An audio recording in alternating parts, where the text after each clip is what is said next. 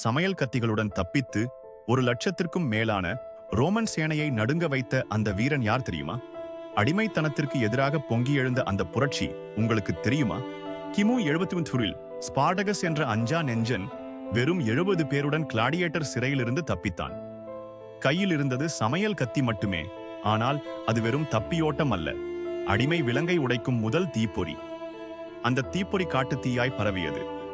20,000 அடிமைகள் ஒன்றிணைந்து ரோமப் பேரரசின் பலம் வாய்ந்த படைகளை துவம்சம் செய்தனர். இது வெறும் போர் அல்ல, சுதந்திரத்திற்கான ஒரு மாபெரும் எழுச்சி. ஆனால் கிமு 73இல் ரோமன் தளபதி மார்கஸ் கிராசஸ் இந்த புரட்சியை ஒடுக்கினார். 6,000 வீரர்கள் அப்பியன் வழியில் சிலுவையில் அறையப்பட்டனர். இது ஒரு சோகமான முடிவு, ஆனால் அவர்களின் வீரம் என்றும் அழியாதது. ஸ்பார்டகஸின் கதை அடிமைத்தனத்திற்கு எதிராக போராடிய வீர வரலாறு. அநீதிக்கு எதிராக குரல் கொடுக்கவும் சுதந்திரத்திற்காக போராடவும் இது ஒரு உத்வேகம். இந்த வீர வரலாறு உங்களை சிலிர்க்க வைத்ததா? அப்படியானால் இது போன்ற உண்மை வரலாற்று பதிவுகளுக்கு உடனே ஃபாலோ செய்து உங்கள் நண்பர்களுடன் பகிர்ந்து இந்த வீரக்கதைகளை உலகறியச் செய்யுங்கள்.